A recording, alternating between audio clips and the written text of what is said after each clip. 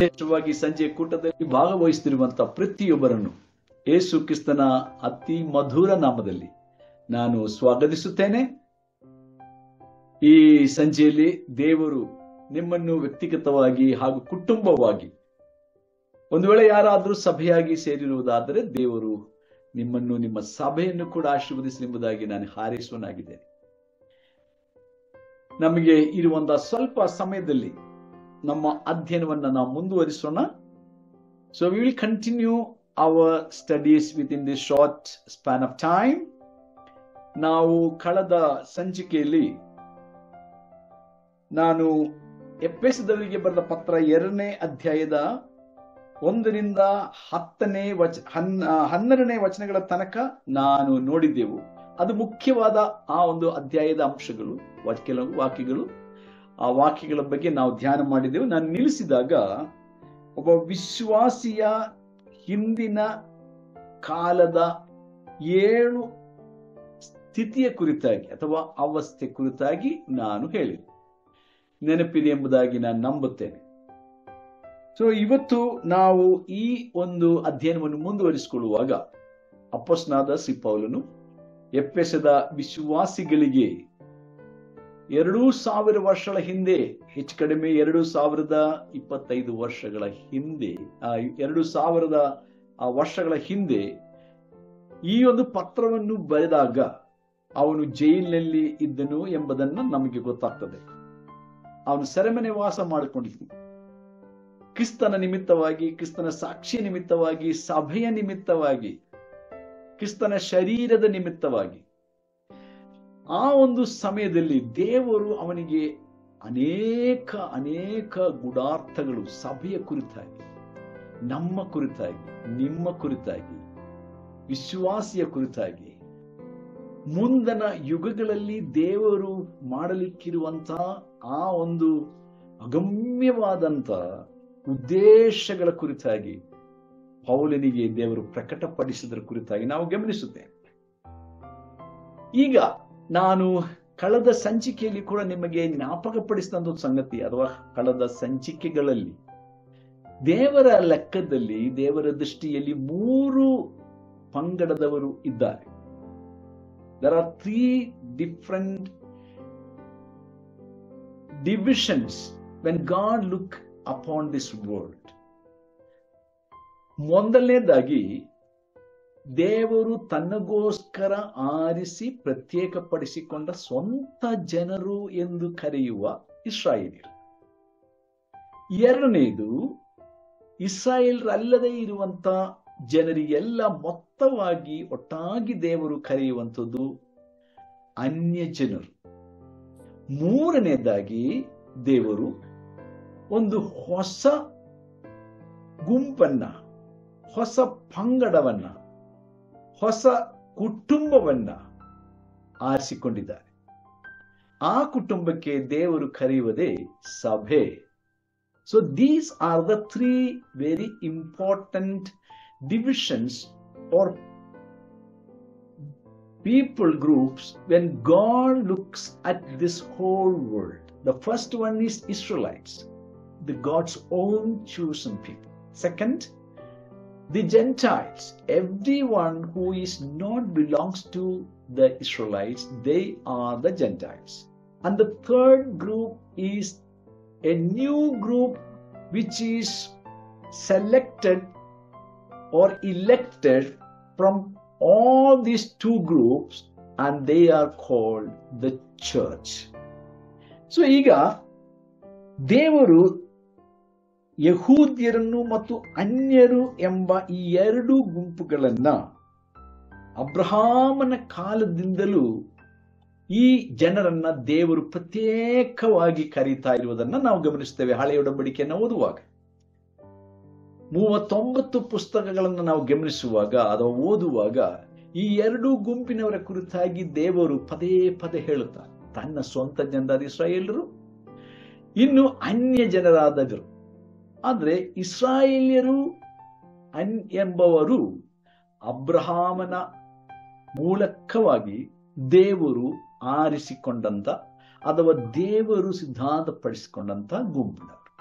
Okay, ನಾವು ಗಮನಿಸುವಾಗ ದೇವರು ಅಬ್ರಹಾಮನನ್ನ ಆರಿಸಿಕೊಂಡ ಮೇಲೆ ದೇವರು ಹೇಳಿದಂತ ಒಂದು ಕಾನೂನು, ಒಂದು ಆಜ್ಞೆ, ನೀನು ನಿನ್ನ ಸಂತತಿಯವರಿಗೆ ಸುನ್ನತಿ ಮಾಡಿಸಬೇಕು.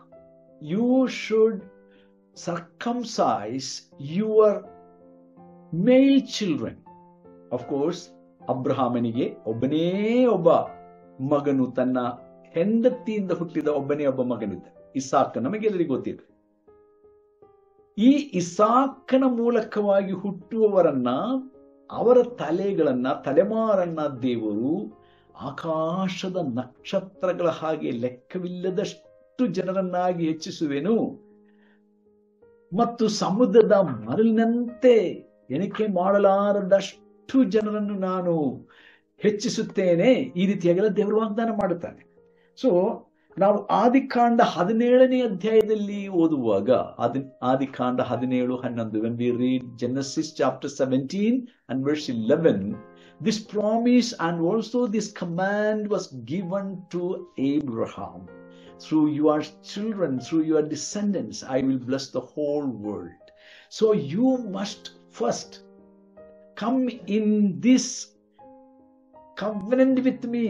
ಆದ ಕಾರಣ ನಾನು ನಿನ್ನ ಜನಾಂಗವನ್ನು, ಸಂತತಿಯರನ್ನು ವಿಶೇಷ ಪ್ರಜೆಗಳನ್ನಾಗಿ ಆರಿಸಿ ಪ್ರತ್ಯೇಕಪಡಿಸಿಕೊಳ್ಳಿಕ್ಕಿರುವುದರಿಂದ ನೀನು ನನ್ನ ಆಜ್ಞೆಯನ್ನು ಅನುಸರಿಸಬೇಕು. ನಿನ್ನ ಸಂತತಿಯರನ್ನೆಲ್ಲ ನೀನೇನು ಮಾಡಬೇಕು? ಸುನ್ನತಿ ಮಾಡಿಸ್ಬೇಕು. ನಿನ್ನ ಮಗನಾದ ಇಸಾಕನಿಗೆ ಮಾತ್ರವಲ್ಲ, ಅವನ ಸಂತತಿಯವರಿಗೂ, ಅವರ ಸಂತತಿಯವರಿಗೂ, ಇಡೀ ನಿನ್ನ ಕುಟುಂಬದವರಿಗೆಲ್ಲರಿಗೂ, ಅಂದರೆ ಎಲ್ಲ ಗಂಡು ಮಕ್ಕಳಿಗೂ ಸುನ್ನತಿ ಮಾಡಿಸ್ಕೋಬೇಕು. ದೇವರ ಲೆಕ್ಕದಲ್ಲಿ ಈ ಒಂದು ಸುನ್ನತಿ ಎಂಬುದು ಶಾರೀರಿಕವಾದ ಒಂದು ಚರ್ಮಚ್ಛೇದಕ್ಕಿಂತಲೂ ಮುಖ್ಯವಾಗಿ ಇದು ಆತ್ಮೀಕ ರೀತಿಯ ಒಂದು ನಿಬಂಧನೆ ಅಥವಾ ಆತ್ಮೀಕವಾದ ಒಂದು ಒಡಂಬಡಿಕೆಗೆ ಸೂಚನೆ ಎಂಬುದನ್ನು ನಮಗೆ ಸ್ಪಷ್ಟವಾಗಿ ಗೊತ್ತಾಗ್ತದೆ. It is more than a physical act, but it was an inner or a spiritual act that Abraham had to do by faith. ನಂಬಿಕೆಯಿಂದ ಅಬ್ರಹಾಮನು ಈ ಕಾರ್ಯವನ್ನು ಮುಂದಿನ ತಲೆಮಾರಿಗೋಸ್ಕರ, ಪೀಳಿಗೆಗೋಸ್ಕರವಾಗಿ ಮಾಡಬೇಕೆಂಬುದಾಗಿ ದೇವರು ಆಜ್ಞಾಪಿಸಿದನು ಎಂಬುದಾಗಿ ನಾವು ಸತ್ಯವೇದವನ್ನ ಕಲಿಯುವಾಗ ಗೊತ್ತಾಗ್ತದೆ. ಯಾಕಂದ್ರೆ ದೇವರ ಲೆಕ್ಕದಲ್ಲಿ ಯಾರನ್ನು ದೇವರು ವಿಘ್ನಪಡಿಸುವವನಲ್ಲ, ದೇವರು ಅಸಡ್ಡೆ ಮಾಡುವವನಲ್ಲ, ದೇವರು ತಳ್ಳಿ ಬಿಡುವವನಲ್ಲ.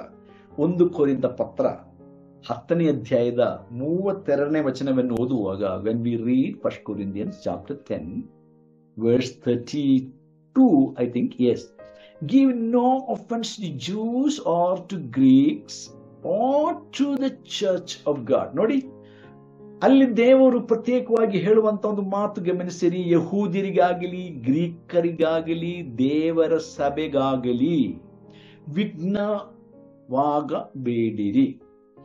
ದೇವರು ತನ್ನ ಭಕ್ತನಾದ ಪೌಲನ ಮೂಲಕ ಕೊರಿಂಥ ವಿಶ್ವಾಸಿಗಳಿಗೆ ಪತ್ರ ಬರೆಯುವಾಗ ಹೇಳುತ್ತಾ ಇದ್ದಾನೆ, ವಿಶ್ವಾಸಿಗಳಾದ ನಾವು ಯಾರಿಗೂ ಆತ್ಮೀಕ ವಿಜ್ಞಾಪನೆಯನ್ನು ಮಾಡುವರಾಗಿರಬಾರದು.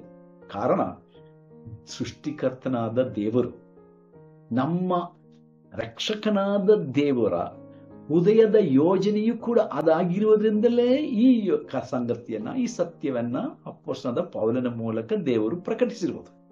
ಸೊ ದೇವರು ಈ ವಾಕ್ಯದಲ್ಲಿ ಕೂಡ ಹೇಳ್ತಾ ಇದ್ದಾನೆ, ಮೂರು ಪಂಗಡದವರು ಅಲ್ಲಿ ದೇವ ಜನರಾದ ಯಹೂದ್ಯರು, ಅನ್ಯ ಜನರಾದವರು ಅಥವಾ ಗ್ರೀಕರು ಎಂಬ ಪದ ಅನ್ಯ ಜನರೆಲ್ಲರಿಗೂ ಸೇರಿಸಿ ಹೇಳುವಂತ ಒಂದು ಪದ. ಮೂರನೆಯದು ದೇವರ ಸಭೆ. ಈ 3 ಗುಂಪೆ ಜಗತ್ತಿನಲ್ಲಿ ಇರುವಂತ ದೇವರ ಲೆಕ್ಕದ ಪ್ರಕಾರವಾಗಿರುವಂತ ಭಿನ್ನವಾದಂತ ಗುಂಪುಗಳು. ಸೊ ಯಾರಿಗೂ ದೇವರು ವಿಘ್ನವಲ್ಲ, ಅಥವಾ ದೇವರು ಸೃಷ್ಟಿಕರ್ತನಾದ ಪ್ರೀತಿ ಸ್ವರೂಪನಾದ ತಂದೆಯಂತಿರುವ ದೇವರು ಎಲ್ಲರನ್ನೂ ತನ್ನ ಬಳಿಗೆ ವಿಘ್ನರಹಿತವಾಗಿ, ಯಾವ ವಿಘ್ನತೆ, ಯಾವ ಒಂದು ಅಡ್ಡಿ ಆತಂಕವಿಲ್ಲದೆ ಸೇರಿಸುವನಾಗಿದ್ದಾನೆ ಎಂಬುದು ಸ್ಪಷ್ಟವಾಗಿ ನಮಗೆ ಗೊತ್ತಾಗ್ತದೆ. ಸೊ ಸುನ್ನತಿ ಮಾಡಿಸಿಕೊಂಡವರಾಗಲಿ, ಸುನ್ನತಿ ಮಾಡಿಸಿಕೊಳ್ಳದವರಾಗಲಿ, ಹೊಸ ಒಡಂಬಡಿಕೆ ಸಭೆಯವರಾಗಲಿ, ನಾವೆಲ್ಲರೂ ದೇವರ ಸನ್ನಿಧಾನದಲ್ಲಿ ದೇವರನ್ನು ಆರಾಧಿಸುವರಾಗಬೇಕು, ಆತ್ಮೀಕ ರೀತಿಯಲ್ಲಿ, ಸತ್ಯಕ್ಕೆ ತಕ್ಕ ಹಾಗೆ. ಓಕೆ, ಪವಿತ್ರಾತ್ಮನಿಂದಲೂ ದೇವರ ವಚನದ ಪ್ರಕಾರವಾಗಿಯೂ ಸತ್ಯ ದೇವರನ್ನ, ಏಕ ದೇವರನ್ನ ಆರಾಧಿಸಬೇಕು ಎಂಬುದು ದೇವರ ಅನಾದಿ ಕಾಲದ ಯೋಜನೆಯಾಗಿದೆ. This what we see here. So ಅಬ್ರಹಾಮನ ಮೂಲಕವಾಗಿ ದೇವರು ಈ ಒಂದು ಆಜ್ಞೆಯನ್ನು, ವಿಧಿಯನ್ನು ಕೊಡುವಾಗ, ನಿನ್ನ ಸಂತತಿಯವರೆಲ್ಲರೂ, ಗಂಡು ಮಕ್ಕಳೆಲ್ಲರೂ ಸುನ್ನತಿ ಮಾಡಿಸ್ಕೋಬೇಕು. ಯಾಕಂದ್ರೆ ಇದು ಒಂದು ದೇಹದ ಗುರುತು. ದೇಹದ ಮೂಲಕವಾಗಿ ನೀವು ನನ್ನೊಟ್ಟಿಗೆ ಒಡಂಬಡಿಕೆ ಮಾಡಿಕೊಂಡದು. ಆದರೆ ಈ ದೇಹದ ಒಡಂಬಡಿಕೆಗೆ ಮುಂಚಿತವಾಗಿ ಆತ್ಮದಲ್ಲಿ ಒಂದು ಒಡಂಬಡಿಕೆ ಅಬ್ರಹಾಮನು ಮಾಡಿಕೊಂಡ. ಅದು ನಮಗೆ ಗೊತ್ತಿದೆ. ನಾವು ಆದಿಕಾಂಡ ಪುಸ್ತಕ ಓದುವಾಗ 12ನೇ ಅಧ್ಯಾಯದಲ್ಲಿ ಓದುವಾಗ, ಹಾಗೂ ಇಬ್ರಿಯ ಪುಸ್ತಕ 11ನೇ ಅಧ್ಯಾಯ ಓದುವಾಗಲೂ ದೇವರ ಮುಂದೆ ಅಬ್ರಹಾಮನು ತನ್ನ ಆತ್ಮದಲ್ಲಿ ನಂಬಿಕೆಯಿಂದ ಮಾಡಿಕೊಂಡಂತ ಆ ಒಂದು ಒಡಂಬಡಿಕೆ, ಒಪ್ಪಂದ, ಅದು ಏನಾಗಿತ್ತು? ಈಗ ಸುನ್ನತಿ ಎಂಬುದು ನಾವು ಗಮನಿಸುವಾಗ ಅದು ಚರ್ಮಚ್ಛೇದ ಅಲ್ವಾ? ಚರ್ಮವನ್ನು ಕತ್ತರಿಸಿ ಬಿಡುವಂಥದ್ದು, ರಕ್ತವನ್ನು ಹರಿಸುವಂಥದ್ದು. ಇದರ ಮೂಲಕ, ರಕ್ತದ ಮೂಲಕವಾಗಿ ಮಾಡಿಕೊಳ್ಳುವಂಥದ್ದು ಒಡಂಬಡಿಕೆ. ಸೊ ಈ ಚರ್ಮಚ್ಛೇದನೆ ಇದು ನಾವು ಲೋಕದವರೊಂದಿಗೆ ಒಂದಲ್ಲ, ಅನ್ಯ ಜನರೊಂದಿಗೆ ಅಥವಾ ಸೃಷ್ಟಿಕರ್ತನೊಂದಿಗೆ ಯಾವ ಸಂಪರ್ಕವೂ ಇಲ್ಲದವರೊಂದಿಗೆ ನಮಗೆ ಯಾವ ಪಾಲುಗಾರಿಕೆಯೂ ಇಲ್ಲ ಎಂಬುದನ್ನ ಸೂಚಿಸುವಂಥದ್ದಾಗಿತ್ತು. ಈ ಕಾರಣದಿಂದಲೇ ಅಬ್ರಹಾಮನಿಗೆ ದೇವರು ಹೇಳುತ್ತಾನೆ, ನೋಡಬ್ರಾಹ್ಮಣೇ, ನೀನು ನಿನ್ನ ತಂದೆ, ತಾಯಿ, ಗೋತ್ರ, ಕುಲ ಮತ್ತು ಒಡಹುಟ್ಟಿದವರು ಇವರೆಲ್ಲರನ್ನು ಬಿಟ್ಟು ಬಿಡಬೇಕು. ಬಿಟ್ಟು ನಾನು ನಿಮಗೆ ತೋರಿಸುವ, ನೋಡು, ನಾನು ನಿನಗೆ ತೋರಿಸಲಿಕ್ಕಿರುವ ಆ ದೇಶಕ್ಕೆ ನೀನು ಹೊರಟು ಹೋಗು. ದೇವರು ಹೇಳಿದ ಮಾತು. Remember that. So this is something A very direct command. And ಅಬ್ರಹಾಮನು ನಂಬಿಕೆಯಿಂದಲೇ ದೇವರು ಹೇಳಿದ್ದ ವಾಕ್ಯವನ್ನು ಅನುಸರಿಸಿ ಊರೆಂಬ ಊರನ್ನು ಬಿಟ್ಟು ಹೊರಟು ಹೋದನು ಎಂಬುದಾಗಿ ನಾವು ಇಬ್ರಿಯ ಪತ್ರ 11ನೇ ಅಧ್ಯಾಯದಲ್ಲಿ ಓದ್ತೀವಲ್ವಾ? So by faith Abraham left his home town or that home village. He left his parents, or he left his family. He left his all the dear ones, and he went alone. In fact, of course, he took that decision to leave everybody behind. Of course, his brother went with him. His brother's son went with him. His father was there. And all few people were there, of course, but the decision was taken by Abraham. ಅಬ್ರಹಾಮನ ಜೊತೆಯಲ್ಲಿ ಕೆಲವರು ಹೊರಟು ಹೋದ್ರು ನಿಜ, but ಆ ತೀರ್ಮಾನ ಮಾಡಿಕೊಂಡವನು ಯಾರು? ಅಬ್ರಹಾಮನಲ್ವೇ? ಅಬ್ರಹಾಮನು ಈ ತೀರ್ಮಾನ ಹೇಗೆ ಮಾಡಿದನು? ನಂಬಿಕೆಯಿಂದಲೇ. ಕಾಣದಿರುವ ದೇಶಕ್ಕೆ ಎಂಬುದಾಗಿ ಇಬ್ರಿಯ ಪತ್ರಗಾರನು ಹೇಳುತ್ತಾನೆ ಅಲ್ವಾ? ಕಾಣದಿರುವ ದೇಶಕ್ಕೆ. So by faith. ನಾವು 2ನೇ ಪತ್ರದಲ್ಲಿ, ಅಂದ್ರೆ ಕೊರಿಂಥ ಪತ್ರದಲ್ಲಿ, ನೋಡುವಂಥದ್ದು ನಂಬಿಕೆಯಲ್ಲ, ನೋಡದೆ ಇರುವುದೇ ನಂಬಿಕೆ ಎಂಬುದಾಗಿ ಪೌಲ ಹೇಳುತ್ತಾರೆ. So what we C is not faith, that which we cannot see, and that is faith. 11ನೇ ಅಧ್ಯಾಯ ಇಬ್ರಿಯ ಪತ್ರ 1ನೇ ವಚನದಲ್ಲಿ ನಮಗೆಲ್ಲರಿಗೂ ಸುಪರಿಚಿತವಾದ ವಚನ, ನಂಬಿಕೆಯ ಒಂದು ನಿರ್ವಚನ ಅಲ್ಲಿ ನಾವು ನೋಡುತ್ತೇವೆ. ಕಾಣದೇ ಇರುವಂಥದ್ದು, ಆದ್ರೆ ಅದು ನಿಜವಾಗಿದೆ. ಯಾಕಂದ್ರೆ ನಿಜ ದೇವರು ಹೇಳಿದ ಮೇಲೆ ಸುಳ್ಳಾಗಲ್ಲ. ಅದು ನಿಜವೆಂದು ನಾವು ತಿಳ್ಕೊಂಡು ಆ ತಿಳುವಳಿಕೆಯ ಮೇಲೆ ಮುಂದೆ ಹೆಜ್ಜೆ ಇಡುವುದಾಗಿದೆ ನಿಜವಾದ ವಿಶ್ವಾಸ. ಇದು ಮೂಢನಂಬಿಕೆಯಲ್ಲ, ಇದು ಆಧಾರಪೂರ್ವಕವಾದ ನಂಬಿಕೆ, ವಿಶ್ವಾಸ. ಇಂಥ ನಂಬಿಕೆ ಅಬ್ರಹಾಮನಿಗೆ ಇದ್ದದ್ದರಿಂದಲೇ ಅಬ್ರಹಾಮನನ್ನ ದೇವರು ನಂಬಿಕೆಯುಳ್ಳವರ ಅಥವಾ ನಂಬಿಗಸ್ತರ ಅಥವಾ ನಂಬಿಕೆ ಇಡುವವರ ಪಿತೃ ಅಥವಾ ತಂದೆ ಎಂಬುದಾಗಿ ಕರೆದಕ್ಕೆ ಕಾರಣ.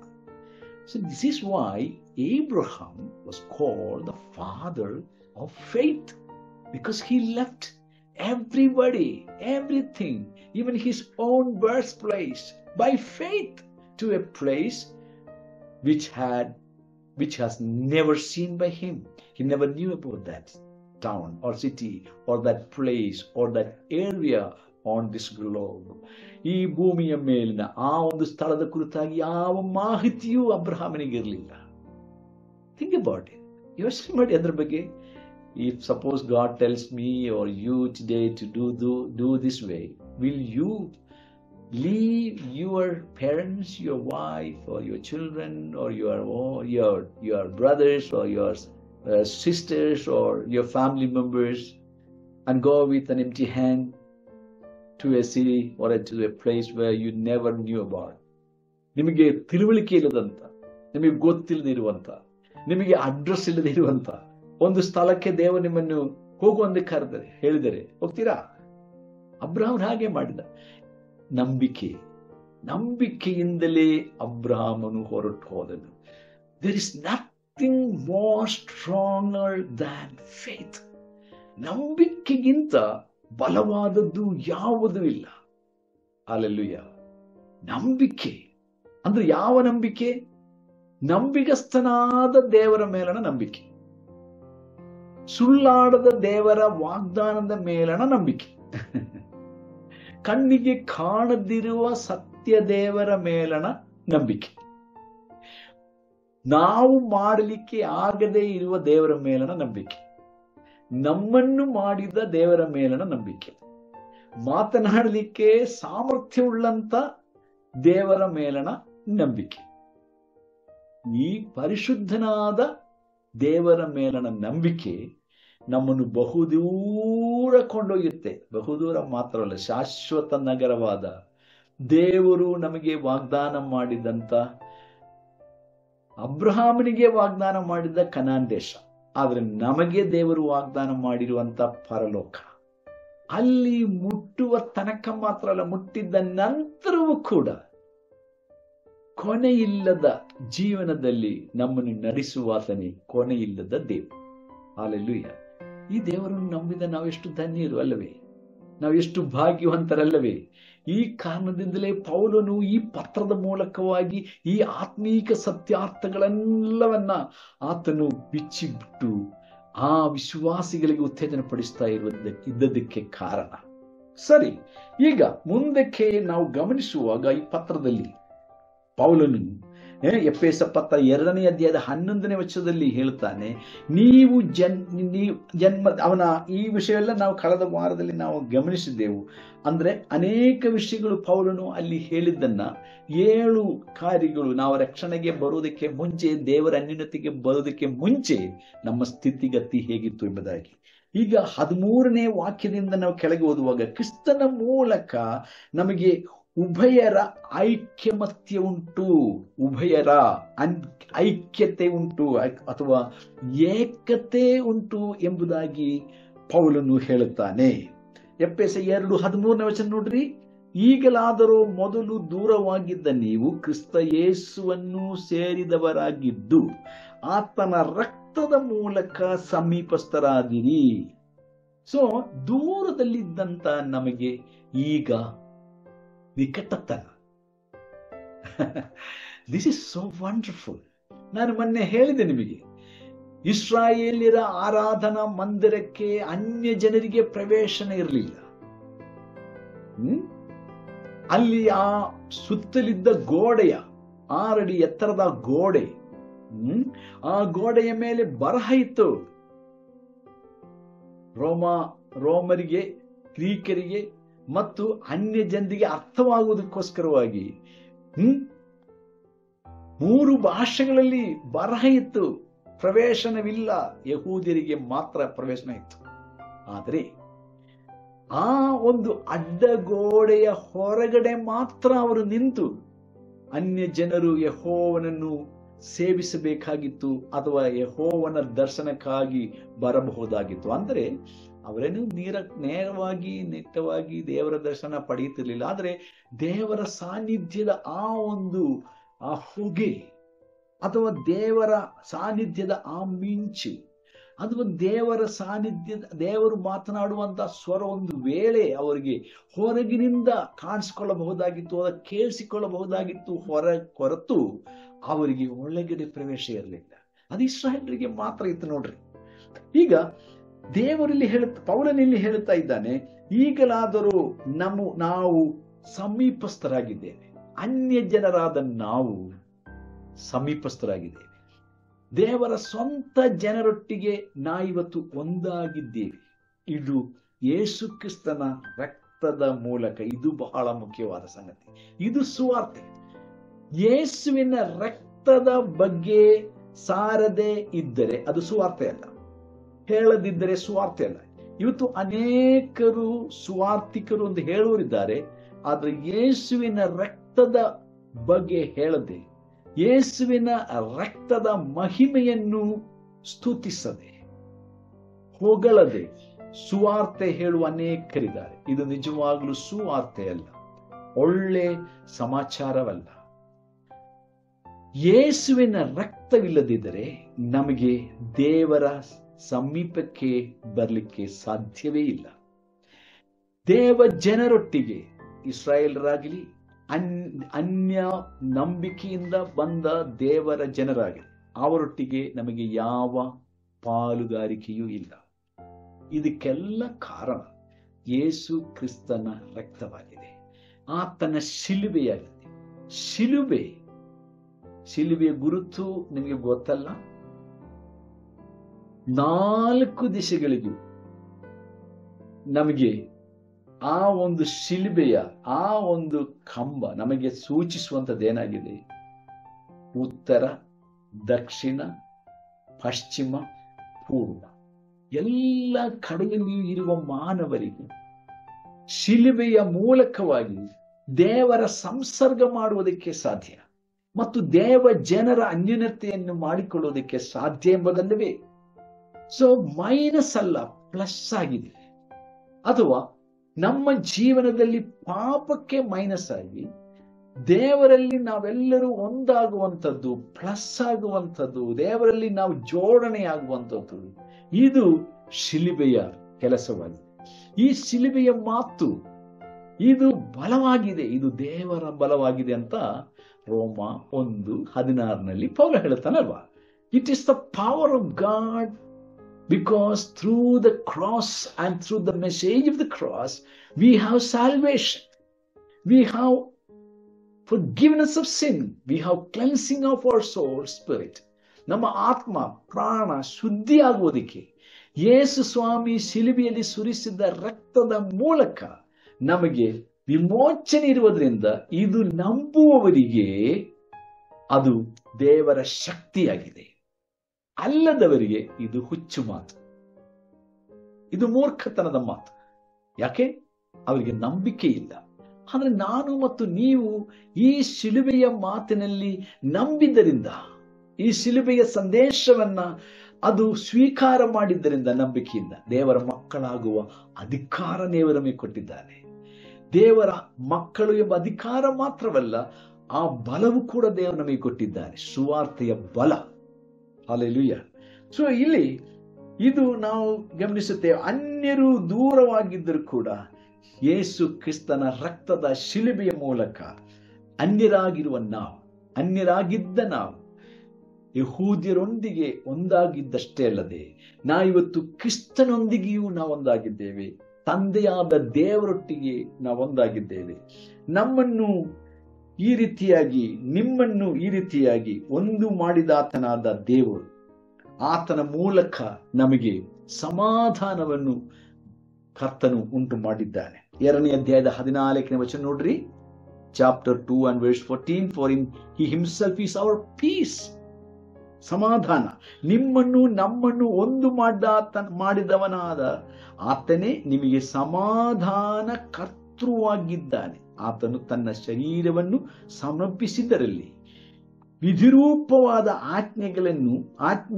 ಆಜ್ಞೆಗಳುಳ್ಳ ಧರ್ಮಶಾಸ್ತ್ರವನ್ನು ತೆಗೆದುಹಾಕಿ ಇದ್ದ ದ್ವೇಷವನ್ನು ಮುಗಿಸಿ ನಮ್ಮನ್ನು ಅಗಲಿಸಿದ ಅಡ್ಡಗೋಡೆಯನ್ನು ಕೆಡವಿ ಹಾಕಿದನು. ಹಲ್ಲೆಲೂಯಾ. ನೋಡ್ರಿ, ಇಲ್ಲಿ ನಾನು ಹೇಳಿದ ಹಾಗೆ ದೇವರ ಆ ಒಂದು ಪರಿಶುದ್ಧ ಆಲಯ ಸುತ್ತಲೂ ಇದ್ದಂತ ಅಡ್ಡ ಗೋಡೆ, ಆ ಗೋಡೆಯಲ್ಲಿ ಇದ್ದಂತ ಬರಹ, ಅನ್ಯರಿಗೆ ಪ್ರವೇಶನವಿಲ್ಲ, ದೇವ ಜನರೆಂದು ಕರೆಯಲ್ಪಡುವ ಯಹೂದ್ಯರಿಗೆ ಮಾತ್ರ ಒಳ ಪ್ರವೇಶ.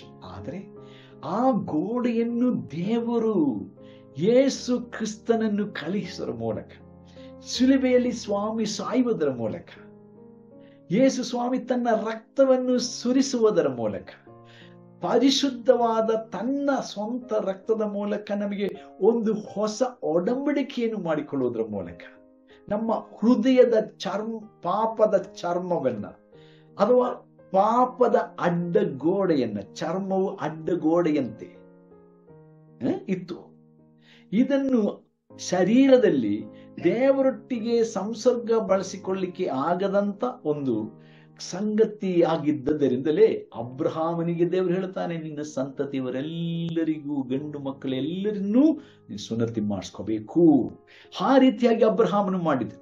ಸೊ ಈ ಒಂದು ಅಡ್ಡಿ, ಈ ಒಂದು ಗೋಡೆಯಂತೆ ಇದ್ದಂಥದನ್ನ ದೇವರು ನಮಗೋಸ್ಕರವಾಗಿ ತೆಗೆದು ಹಾಕಿದನು. ಯಾರು? ಕರ್ತನಾದ ಯೇಸು ಕ್ರಿಸ್ತನು. ಸೊ ನೀವೆಲ್ಲರೂ ಕ್ರಿಸ್ತ ಯೇಸುವಿನಲ್ಲಿ ಒಂದಾಗಿದ್ದೀರಿ, ಅಥವಾ ನಮ್ಮನ್ನು ಒಂದು ಮಾಡುವುದಕ್ಕೋಸ್ಕರ. ಗಲಾತ್ಯದವರಿಗೆ ಬರೆದ ಪತ್ರ 3ನೇ ಅಧ್ಯಾಯ ನಿಮಗೆಲ್ಲರಿಗೂ ಗೊತ್ತಿರಬೇಕು. In the book of Galatians chapter 3, maybe we can look into this verse. 3ನೇ ಅಧ್ಯಾಯ ಗಲಾತ್ಯದವರಿಗೆ 28ನೇ ವಚನ ನೋಡ್ರಿ. 28, ಗೆಲೇಷಿಯನ್ಸ್ ಚಾಪ್ಟರ್ 3 ವರ್ಸ್ 28. ನೀವೆಲ್ಲರೂ ಕ್ರಿಸ್ತ ಯೇಸುವಿನಲ್ಲಿ ಒಂದೇ ಆಗಿರುವುದರಿಂದ, ನೋಡ್ರಿ, ನೀವೆಲ್ಲರೂ ಇಸ್ರೇಲರಾಗಲಿ, ಅನ್ಯ ಜನರಾಗಲಿ ಮತ್ತು ಸಭೆಯಾಗಲಿ, ನೀವೆಲ್ಲರೂ ಕ್ರಿಸ್ತ ಯೇಸುವಿನಲ್ಲಿ ಒಂದೇ ಆಗಿರುವುದರಿಂದ ಯಹೂದ್ಯನು ಗ್ರೀಕನು ಎಂದು, ಆಳು ಒಡೆಯ ಎಂದು, ಗಂಡು ಹೆಣ್ಣು ಎಂದು ಭೇದವಿಲ್ಲ. ನೋಡ್ರಿ, ಭೇದವಿಲ್ಲ. ಸೊ ನೀವು ಕ್ರಿಸ್ತನವರಾಗಿದ್ದರೆ ಅಬ್ರಹಾಮನ ಸಂತತಿಯವರು, ವಾಗ್ದಾನಕ್ಕನುಸಾರವಾಗಿ ಬಾಧ್ಯರೂ ಆಗಿದ್ದೀರಿ. ನೋಡ್ರಿ ಎಷ್ಟು ಚೆನ್ನಾಗಿದೆ ವಚನ. ಸೊ ಬ್ಯೂಟಿಫುಲ್ ವರ್ಡ್ಸ್ ಅಲ್ವಾ? ನೋಡ್ರಿ, there is no discrimination before the divine God. ಪರಿಶುದ್ಧನಾದ ದೇವರ ಸಮಕ್ಷದಲ್ಲಿ ಅಥವಾ ಸನ್ನಿಧಿಯಲ್ಲಿ ಯಾವ ಒಂದು ಡಿಸ್ಕ್ರಿಮಿನೇಷನ್ ಇಲ್ಲರಿ, ಅಥವಾ ಯಾವುದೇ ಒಂದು ಹೆಚ್ಚು ಕಡಿಮೆ ಇಲ್ಲ, ಯಾವ ಒಂದು ಕೀಳು ಮೇಲು ಇಲ್ಲ, ಉನ್ನತ ಕುಲ ಕೀಳು ಕುಲ ಎಂಬ ಭೇದವಿಲ್ಲ, ಭಾಷೆಯ ಭೇದವಿಲ್ಲ, ಬಣ್ಣದ ಭೇದವಿಲ್ಲ, ದೇಶದ ಭೇದವಿಲ್ಲ. ಕ್ರಿಸ್ತ ಯೇಸುವಿನಲ್ಲಿ ನಾವು ಬಂದಾಗ, ಅಥವಾ ಕ್ರಿಸ್ತ ಯೇಸುವಿನಲ್ಲಿ ನಾವು ನಂಬಿಕೆ ಇಟ್ಟಾಗ ಈ ಭೇದ ನಮ್ಮಲ್ಲಿ ಇರಬಾರದು. ಒಂದು ವೇಳೆ ಈ ಭೇದ ನಮ್ಮಲ್ಲಿ ಇರುವುದಾದರೆ ನಾವು ಇನ್ನೂ ಕ್ರಿಸ್ತ ಯೇಸುವಿನಲ್ಲಿ ಇಲ್ಲ ಎಂಬುದೇ ಸತ್ಯ. ಇದು ಕ್ರೈಸ್ತರ ಮಧ್ಯದಲ್ಲಿ, ಅಥವಾ ದೇವ ಜನರು ಎಂದು ಹೇಳುವಂತ, ಸಭೆ ಎಂದು ಹೇಳುವ ಈ ಹೊಸ ವ್ಯಕ್ತಿ, ಹೊಸ ಮನುಷ್ಯ, ಹೊಸ ಶರೀರ ಎಂದು ಕರೆಯಲ್ಪಡುವ ಸಭೆಯಲ್ಲಿಯೂ ಇವತ್ತು ಕಾಣುವುದು ನಿಜವಾಗಲೂ ವ್ಯಸನೀಯ, ತುಂಬಾ ದುಃಖಕರವಾದ ಸಂಗತಿ. ಕೆಲವೊಂದು ರಾಜ್ಯಗಳಲ್ಲಿ ಪ್ರತ್ಯೇಕವಾದ ಜಾತಿಯವರಿಗೋಸ್ಕರವಾಗಿ ಸಭೆ ಇದೆ. ನಾನು ಹೇಳುವಂಥದ್ದು ಕೆಲವೊಂದು ಮೇನ್ ಸ್ಟ್ರೀಮ್ ಅಥವಾ ನಾಮಧಾರಿ ಕ್ರೈಸ್ತ ಸಭೆಯ ಕುರಿತಾಗಿ ಅಲ್ಲ. ರಕ್ಷಣೆ ಹೊಂದಿದ, ದೀಕ್ಷಾ ಸ್ನಾನ ಮುಳುಗಿಸಿಕೊಂಡಂತ ಅಥವಾ ಮುಳುಗಿಸಿ ದೀಕ್ಷಾ ಸ್ನಾನ ಮಾಡಿಸಿಕೊಂಡಂತ, ಪವಿತ್ರಾತ್ಮ ಭರಿತರು ಎಂದು ಹೇಳುವಂತ ಇಂಥ ಜನರ ಮಧ್ಯದಲ್ಲಿಯೂ ಇಂಥ ಭೇದಗಳು ಕಾಣುವಂಥದ್ದು ನಿಜವಾಗಲೂ ದೇವರ ಹೃದಯ ಗಾಯಪಡಿಸುವಂಥದ್ದಾಗಿದೆ. ಖಂಡಿತವಾಗಿಯೂ ಇವರು ದೇವರ ಶರೀರಕ್ಕೆ ಯಾವಾಗಲೂ ನೋವು ಕೊಡುವವರಾಗಿದ್ದಾರೆ. ಇಂಥ ದೇವ ಜನರು ಈ ಅಂತ್ಯ ದಿನಗಳಲ್ಲಿ ಖಂಡಿತವಾಗಿ ಪಶ್ಚಾತ್ತಾಪಟ್ಟು ದೇವರ ಕಡೆಗೆ ಬರಬೇಕು. ಇಲ್ಲವಾದರೆ ಖಂಡಿತ ನಾನು ನಂಬುತ್ತೇನೆ, ಕರ್ತನ ಪ್ರತ್ಯಕ್ಷತೆಯಲ್ಲಿ ಅವರು ಕರ್ತನ ಶರೀರದಲ್ಲಿ ಪಾಲುಗಾರಲ್ಲದ ಕಾರಣ ಅವರು ಕರ್ತನ ಬರೋಣದಲ್ಲಿ ಎತ್ತಲ್ಪಡುವುದಿಲ್ಲ ಎಂಬುದಾಗಿ. ಯಾಕಂದ್ರೆ ಕ್ರಿಸ್ತನು ಬರುವುದು ಕ್ರಿಸ್ತನ ಶರೀರದಂತಿರುವ ತನ್ನ ಸಭೆಗೋಸ್ಕರ, ತನ್ನ ಹಾಗೆ ಕಾಣುವವರಿಗಾಗಿ, ತನ್ನ ಹಾಗೆ ಆಲೋಚನೆ ಮಾಡುವವರಿಗಾಗಿ, ತನ್ನ ಹಾಗೆ ಚಿಂತನೆ ಮಾಡುವವರಿಗಾಗಿ, ತನ್ನ ಮನಸ್ಸುಳ್ಳವರಿಗಾಗಿ ಆತನು ಬರುತ್ತಾನೆ. ಕ್ರಿಸ್ತನ ಮನಸ್ಸು ಏನಾಗಿದೆ? ಕ್ರಿಸ್ತನ ಮನಸ್ಸು, ತಂದೆಯ ಮನಸ್ಸು ಏನಾಗಿದೆ? ದೂರದಲ್ಲಿ ಯಾರು ಇರಬಾರದು, ಎಲ್ಲರೂ ಒಂದಾಗಿರಬೇಕು. ಯೇಸು ಸ್ವಾಮಿ ಯೋಹಾನ ಸುವಾರ್ತೆ 17ನೇ ಅಧ್ಯಾಯದಲ್ಲಿ ಮಾಡಿಕೊಂಡ ಪ್ರಾರ್ಥನೆಯು ಕೂಡ ಅದಲ್ಲವಾ? ತಂದೆಯೇ, ಆತನ ಮಧ್ಯಸ್ಥಿಕೆ ಪ್ರಾರ್ಥನೆಯಲ್ಲಿ ಆತನ ಹೇಳುತ್ತಾನೆ ಅನೇಕ ಬಾರಿ, ತಂದೆಯೇ ನಾವು ಒಂದಾಗಿರುವ ಹಾಗೆ ಇವರೆಲ್ಲರೂ, ನನ್ನನ್ನು ನಂಬಿದಂತ ಈ ಶಿಷ್ಯರೆಲ್ಲರೂ, ಈ ಶಿಷ್ಯಗಣಗಳು ಮಾತ್ರವಲ್ಲ, ಅವರ ಸುವಾರ್ತೆಯನ್ನು, ಅವರು ಸಾರುವ ಸುವಾರ್ತಾ ಸಂದೇಶವನ್ನ ಕೇಳಿ ನಂಬಿ ಅವರ ಜೊತೆಗೆ ಸೇರುವವರೆಲ್ಲರೂ ಕೂಡ ಒಂದಾಗಿರಬೇಕು. ಇವತ್ತು ಸೈತಾನು ಮಾಡುವಂತ ಅತಿ ದೊಡ್ಡ ಒಂದು ಕಾರ್ಯ ಏನಂದ್ರೆ, ವಿಶ್ವಾಸಿಗಳನ್ನ ವಿಂಗಡಿಸಿದ್ದಾನೆ ಅಥವಾ ವಿಂಗಡಿಸಿಕೊಂಡಿದ್ದಾನೆ. ವಿಶ್ವಾಸಿಗಳನ್ನ ಒಬ್ಬರಿಂದೊಬ್ಬರನ್ನ ದೂರ ಮಾಡಿದ್ದಾನೆ. ವಿಶ್ವಾಸಿಗಳಲ್ಲಿ ಭೇದ, ವಿಶ್ವಾಸಿಗಳಲ್ಲಿ ಪಂಗಡತನ, ವಿಶ್ವಾಸಿಗಳಲ್ಲಿ ದ್ವೇಷತನ ಇವತ್ತು ಹುಟ್ಟಿಸಿದ್ದಾರೆ. ಇದು ಬಹಳ ಬಹಳ ದುಃಖಕರವಾದ ಸಂಗತಿ. ದೇವರ ವಾಕ್ಯದ ಪ್ರಕಾರವಾಗಿ ನಾವಿಲ್ಲಿ ನೋಡುತ್ತೇವೆ, ಪೌಲ ಹೇಳುತ್ತಾನೆ, ಪ್ರತ್ಯೇಕವಾಗಿ ಗಲಾತ್ಯ 3:28 ಹೇಳುವಂತ ವಚನ ಬಹಳ ಗಂಭೀರವಾದ ವಚನ. ನಮ್ಮ ಭಾರತೀಯ ಸಂಸ್ಕೃತಿಯ ಪ್ರಕಾರವಾಗಿ ಚಾತುರ್ವರ್ಣ್ಯಂ ಅಂದರೆ 4 ಜಾತಿಗಳು ಹುಟ್ಟಿದ್ದು ಹೇಗೆ? ಮನುವಿನಿಂದ, ದೇವರಿಂದ ಈ 4 ತರಹದ ಜನರು ಹುಟ್ಟಿದೆ ಎಂಬುದಾಗಿ ಅವರ ಸಿದ್ಧಾಂತ. ಅವರ ಸಿದ್ಧಾಂತದ ಪ್ರಕಾರವಾಗಿ ಇರುವಂತಹ ಈ 4 ಮಾತ್ರ ಬ್ರಹ್ಮನೊಟ್ಟಿಗೆ ಸೇರಿಕೊಳ್ಳುವುದಕ್ಕೆ ಸಾಧ್ಯ. ಅವರ ಜನಸಂಖ್ಯೆ ನಮ್ಮ ಭಾರತ ಪ್ರಕಾರವಾಗಿ ಕೇವಲ 12% ಭಾಗ ಕೂಡ ಇಲ್ಲ. ಬಾಕಿ 88 ಭಾಗದವರ ಜನರ ಕುರಿತಾಗಿ ಏನ್ ಹೇಳ್ತಾರೆ? ದಲಿತರು ಎಂದು ಹೇಳುತ್ತಾರೆ ಕೆಲವು, ಅಥವಾ ಅವರು ಯಾವ ಸಂಬಂಧವು ಬ್ರಹ್ಮನೊಟ್ಟಿಗೆ, ಸೃಷ್ಟಿಕರ್ತನೊಟ್ಟಿಗೆ ಈ ಸಿದ್ಧಾಂತ ಪ್ರಕಾರವಾಗಿ ಇಲ್ಲದವರು. ಮತ್ತೆ ಇವರೆಲ್ಲಿಂದ ಹುಟ್ಟಿದರು? ಕೆಲವರು ತಲೆಯಿಂದ ಹುಟ್ಟಿದ್ದಾರೆ, ಅಥವಾ ಮುಖದಿಂದ ಹುಟ್ಟಿರಬಹುದು, ಕೆಲವರು ಎದೆಯಿಂದ ಹುಟ್ಟಿರಬಹುದು, ಇನ್ನು ಕೆಲವರು ಸೊಂಟದಿಂದ ಹುಟ್ಟಿರಬಹುದು, ಕೆಲವರು ಪಾದಗಳಿಂದ ಹುಟ್ಟಿರಬಹುದು. ಆದರೆ ಇವರಿಗಿಂತ ಬಹುತೇಕ ಜನರು, 82% ಜನರು, ಅವರು ಹುಟ್ಟಿದೆಲ್ಲಿಂದ ಆಲೋಚನೆ ಮಾಡಬೇಕು. ಅಷ್ಟೇ ಮಾತ್ರವಲ್ಲ, ತಾವು ಮಾಡುವ ಕೆಲಸದ ಮೇರೆಗೆ ಅಥವಾ ಕೆಲಸಕ್ಕೆ ತಕ್ಕಂತೆ ಅವರಲ್ಲಿ ಜಾತಿಯು, ಉಪಜಾತಿಯು, ಇನ್ನೂ ಉಪಜಾತಿಗಳು ಮಾಡಿಕೊಂಡಿದ್ದಾರೆ. ಅದರ ಪ್ರಕಾರವಾಗಿ ಅವರನ್ನ ದೂರ ದೂರ ಇಡುತ್ತಾರೆ. ಒಂದೊಂದು ಜಾತಿಯವರು ಅಥವಾ ಒಂದೊಂದು ಪಂಗಡದವರು ಅವರ ಬೇರೆ ಪಂಗಡದವರ ಮೇಲೆ ದೌರ್ಜನ್ಯ ಮಾಡುತ್ತಾರೆ. ಇವತ್ತು ಕೂಡ ನಮ್ಮ ದೇಶವು ಅಂತ ಭಯಂಕರವಾದ ಒಂದು ಹೀನ ಸ್ಥಿತಿಗೆ ಒಳಗಾಗಿದೆ. ಆದರೆ ಇದರಿಂದ ನಮ್ಮ ದೇಶವನ್ನು ಬಿಡುಗಡೆಗೊಳಿಸಲಿಕ್ಕೆ ಸುವಾರ್ತೆಯಿಂದಲೇ ಹೊರತು, ಯೇಸು ಕ್ರಿಸ್ತನಿಂದಲೇ ಹೊರತು, ಶಿಲುಬೆಯ ಸಂದೇಶದಿಂದಲೇ ಹೊರತು, ಪವಿತ್ರಾತ್ಮ ದೇವರಿಂದಲೇ ಹೊರತು ಯಾರಿಂದಲೂ ಸಾಧ್ಯವಿಲ್ಲ.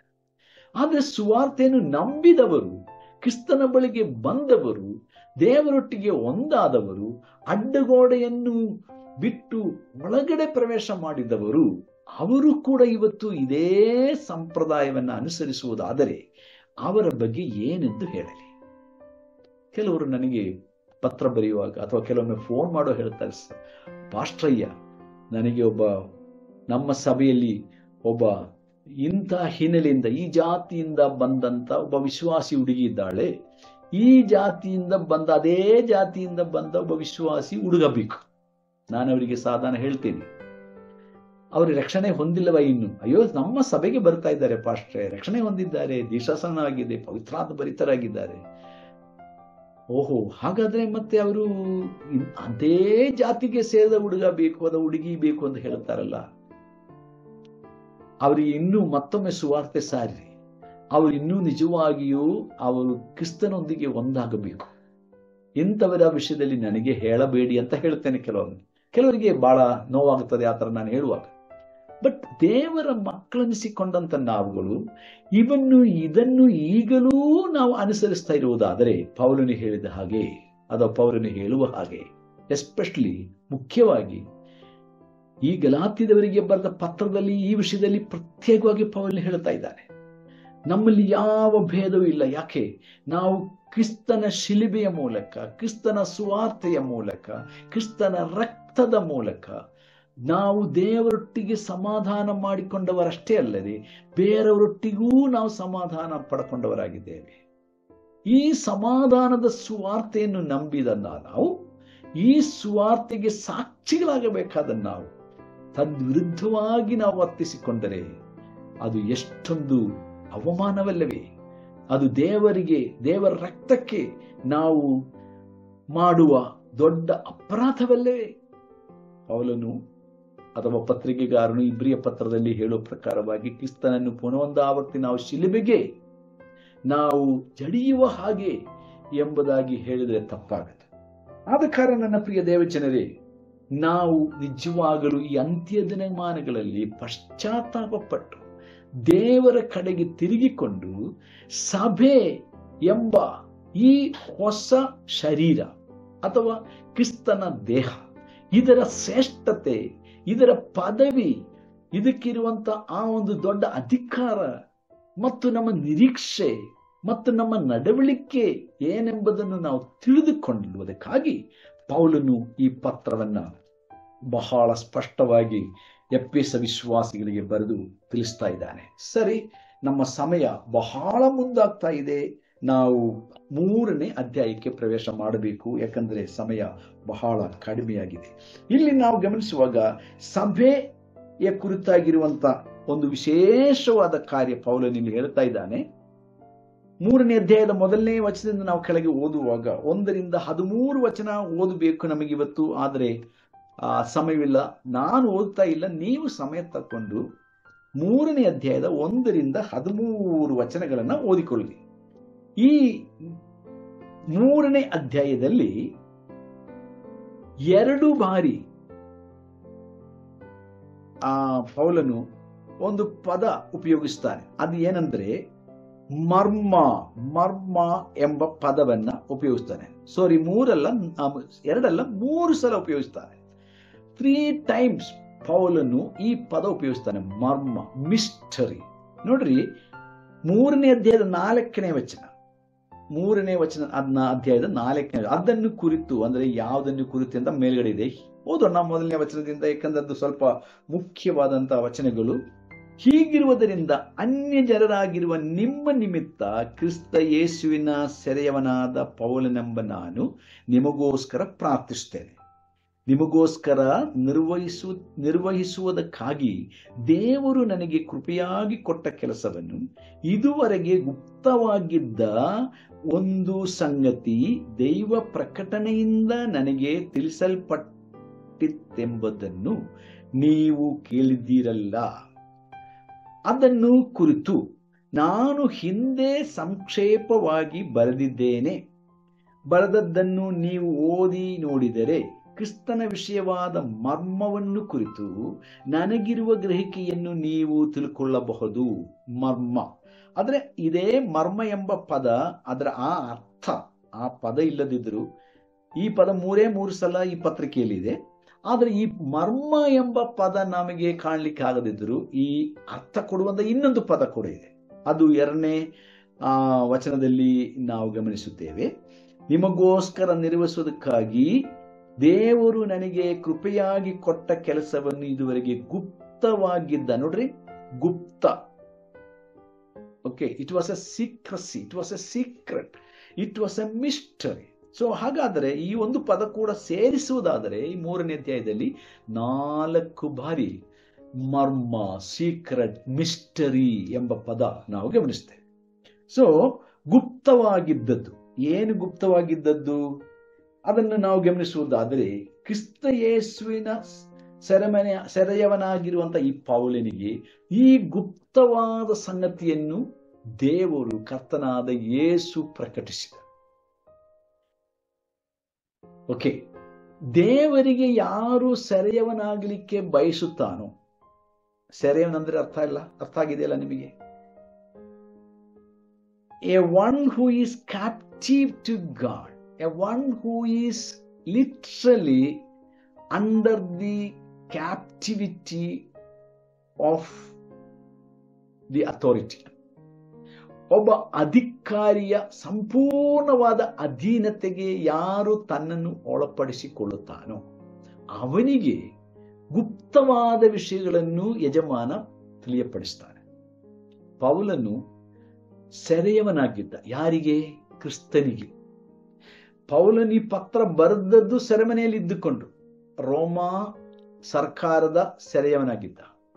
ಓಕೆ, ಪೌಲನು ಸರ್ಕಾರಕ್ಕೆ ಸೆರೆಯವನಾಗುವುದಕ್ಕಿಂತ ಮುಂಚೆ ಅವನು ದೇವರಿಗೆ ಸರ್ವಶಕ್ತನಾಗಿರುವ, ಏಕ ಸತ್ಯ ದೇವರಾಗಿರುವ, ಸರ್ವಜ್ಞಾನಿಯಾಗಿರುವ ಯೇಸು ಕ್ರಿಸ್ತನಿಗೆ ಸೆರೆಯವನಾಗಿದ್ದ.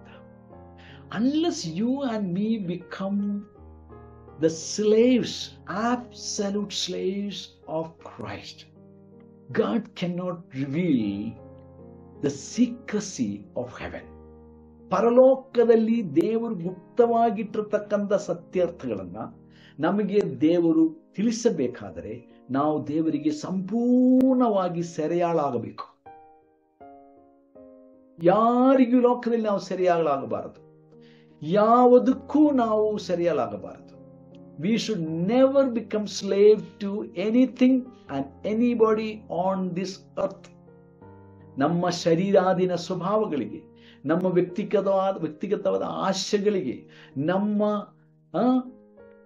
ನಮ್ಮ ಮೇಲಿರುವಂತ ಅಧಿಕಾರಿಗಳಿಗೆ, ಅಥವಾ ನಮ್ಮ ತಂದೆ ತಾಯಿಯರಿಗೆ, ಒಡ ಹುಟ್ಟಿದವರಿಗೆ, ಹೆಂಡತಿಗೆ, ಗಂಡನಿಗೆ, ಯಾರಿಗೂ ನಾವು ನಮ್ಮ ದೇಹವನ್ನು ಗುಲಾಮತನಕ್ಕೆ ಕೊಡಬಾರದು, ನಮ್ಮ ಮನಸ್ಸನ್ನು ಗುಲಾಮತನಕ್ಕೆ ಕೊಡಬಾರದು, ನಮ್ಮ ಆತ್ಮವನ್ನು ಗುಲಾಮತನಕ್ಕೆ ಕೊಡಬಾರದು. ಬದಲಾಗಿ ನಮಗಾಗಿ ತನ್ನ ಪ್ರಾಣವನ್ನು ಶಿಲುಬೆಯಲ್ಲಿ ಕೊಟ್ಟು ಕೊನೆಯ ಹನಿ ರಕ್ತವನ್ನು ಸುರಿಸಿದ ಯೇಸು ಕ್ರಿಸ್ತನಿಗೆ ನಮ್ಮ ಶರೀರ, ನಮ್ಮ ಪ್ರಾಣ, ನಮ್ಮ ಆತ್ಮ ಸಂಪೂರ್ಣವಾಗಿ ಸಮರ್ಪಿಸಿ ಕೊಡುವಾಗ ದೇವರು ನಮಗೆ ಗುಪ್ತವಾಗಿರುವುದನ್ನ ತಿಳಿಯಪಡಿಸ್ತಾನೆ, ಅಗೋಚರವಾಗಿರುವುದನ್ನ ತಿಳಿಯಪಡಿಸ್ತಾನೆ, ಮರ್ಮಗಳನ್ನ ತಿಳಿಯಪಡಿಸ್ತಾನೆ. ಪೌಲನಿಗೆ ಈ ಮರ್ಮಗಳನ್ನು ತಿಳಿಯಪಡಿಸಿದ ಕಾರಣ ಏನು? ಕಾರಣ ಈ ಪೌಲನೇ ಹೇಳುತ್ತಾನೆ, ನಾನು ಸೆರೆಯವನಾಗಿದ್ದೇನೆ. ಯಾರಿಗೆ? ಯೇಸುವಿನ ಸೆರೆಯವನು. ಪೌಲನು ಗಲಾತ್ಯದವರಿಗೆ ಬರೆದ ಪತ್ರದಲ್ಲಿ 1ನೇ ಅಧ್ಯಾಯ ಹೇಳ್ತಾನೆ, if I become A men pleaser I cannot be A Christ pleaser. ನಾನು ಕ್ರಿಸ್ತನನ್ನು ಮೆಚ್ಚಿಸುವನಾಗಿರುವುದಾದರೆ ನಾನು ಜನರನ್ನು ಮೆಚ್ಚಿಸುವನಾಗಿರಬಾರದು. ಜನರನ್ನು ಮೆಚ್ಚಿಸುವನಾಗಿದ್ದರೆ ನಾನು ದೇವರ ಸೇವಕನಾಗಿರುವುದಕ್ಕೆ ಲಾಯ್ಕಿಲ್ಲ, ಕ್ರಿಸ್ತನ ಸೇವಕನಾಗಿರುವುದಕ್ಕೆ ನನಗೆ ಯೋಗ್ಯತೆನೇ ಇಲ್ಲ. ಇವತ್ತು ಬಹಳ ಜನ ಸೇವಕರು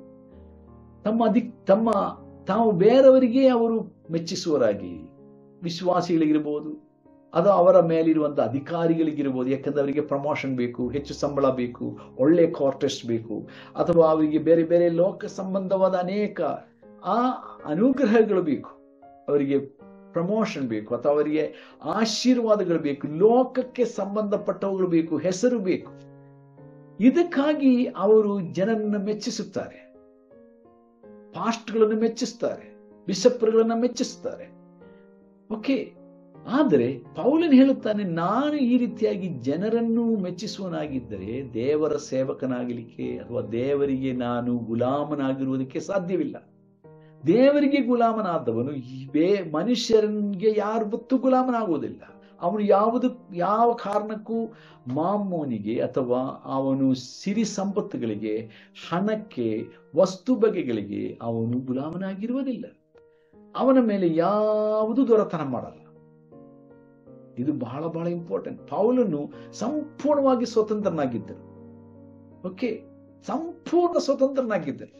ಕ್ರಿಸ್ತನು ಮಾತ್ರ ಅವನಿಗೆ ಯಜಮಾನನಾಗಿದ್ದ. ಆದ ಕಾರಣ ಪೌಲನಿಗೆ ಮಾತ್ರ ಈ ರಹಸ್ಯಗಳನ್ನ, ಈ ಗುಪ್ತವಾದ ಸಂಗತಿಗಳನ್ನ ತಿಳಿಯಪಡಿಸ್ತಾನೆ ದೇವರು. ನೋಡ್ರಿ, ಸಭೆ ಎಂಬ ಮರ್ಮವನ್ನು ದೇವರು ಪೌಲನಿಗೆ ಪ್ರಕಟಿಸ್ತಾನೆ. ಇದು ಬಹಳ ಮುಖ್ಯ. ಅಪೊಸ್ತಲ ಕೃತ್ಯಗಳು ನೀವು ನೋಡಬಹುದು, 9ನೇ ಅಧ್ಯಾಯ 15ನೇ ವಚನ, 22ನೇ ಅಧ್ಯಾಯದ 11ನೇ ವಚನ, ಹಾಗೂ ರೋಮಾಪುರದವರಿಗೆ ಬರೆದ ಪತ್ರ 11:13, ಗಲಾತ್ಯ 2ನೇ ಅಧ್ಯಾಯ ಹಾಗೂ 16ನೇ ವಚನ. ಇಲ್ಲೆಲ್ಲ ನಾವು ಗಮನಿಸುವಾಗ ಪೌಲನಿಗೆ ಈ ಒಂದು ರಹಸ್ಯಗಳನ್ನ ಹೇಗೆ ದೇವರು ತಿಳಿಯಪಡಿಸಿದನು.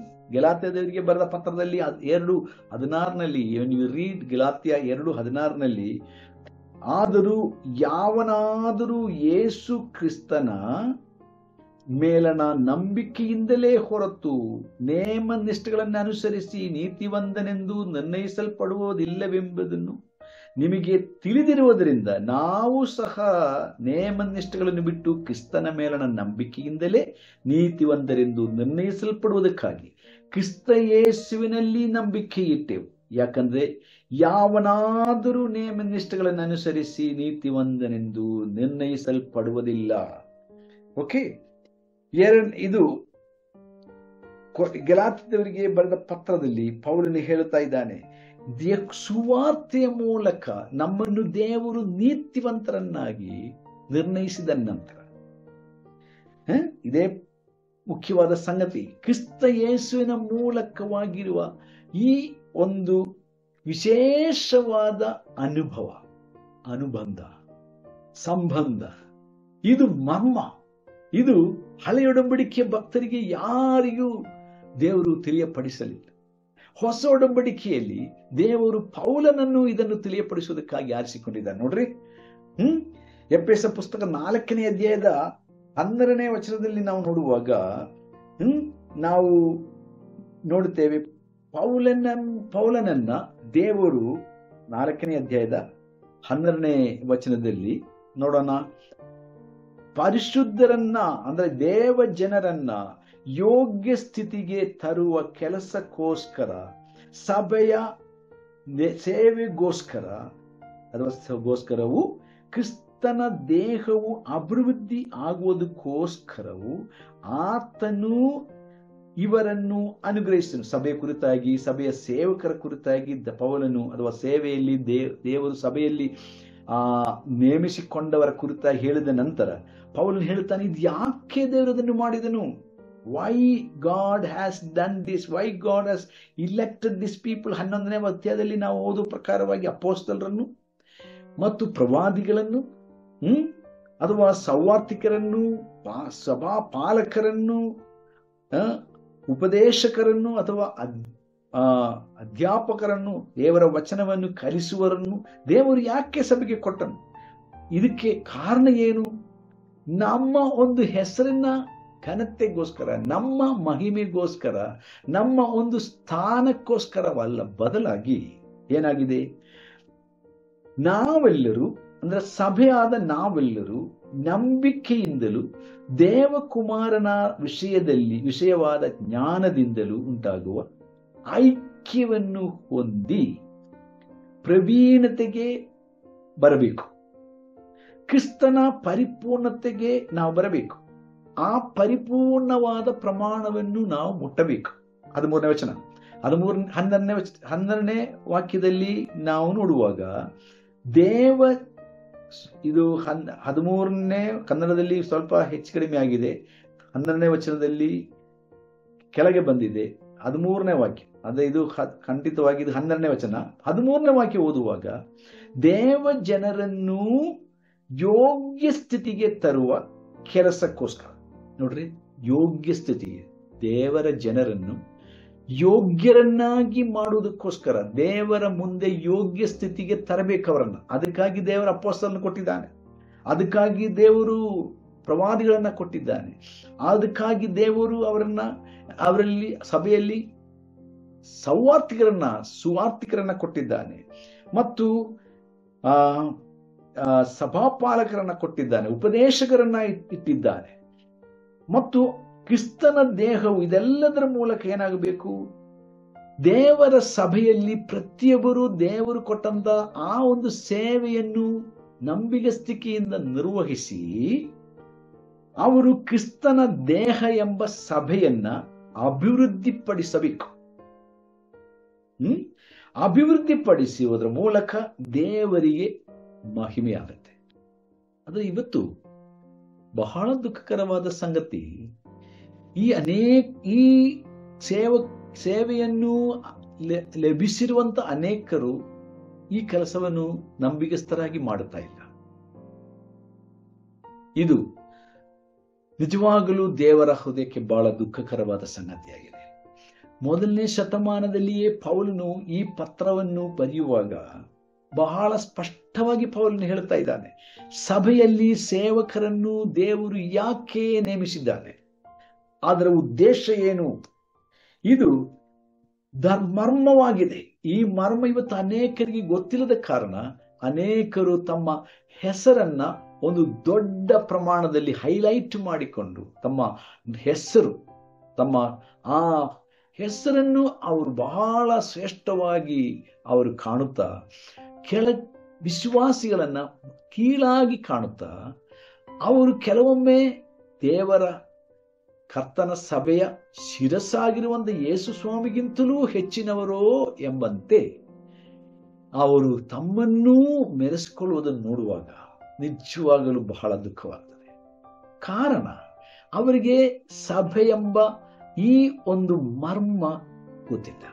ಸಭೆಯ ಮರ್ಮ ಏನಾಗಿದೆ, ಪ್ರತಿಯೊಬ್ಬ ಸೇವಕರ ಕುರಿತಾಗಿ, ಪ್ರತಿಯೊಬ್ಬ ಸೇವೆಯ ಕುರಿತಾಗಿರುವ ದೇವರ ಉದ್ದೇಶ ಏನಾಗಿದೆ, ಇದು ಈ ಮರ್ಮ ಅವರು ತಿಳ್ಕೊಂಡರೆ, ಈ ಗುಪ್ತವಾದ ಸತ್ಯ ತಿಳ್ಕೊಂಡರೆ ಪೌಲನ ಹಾಗೆ ನಾವು ಹೇಳ್ತೇವೆ, ನನಗೆ ಲಾಭವಾಗಿರುವುದೆಲ್ಲವನ್ನೂ ನಾನು ನಷ್ಟವೆಂದೆನಿಸಿಕೊಂಡಿದ್ದೇನೆ.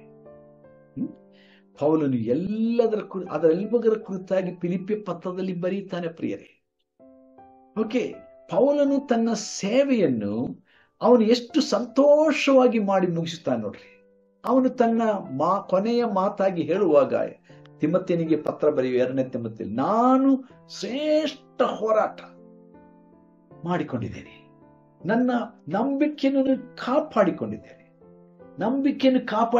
ಅಂದ್ರೆ ನಾನು ನಂಬಿಗಸ್ತನಾಗಿದ್ದೇನೆ. What a challenging testimony Paul could say at the end of his life.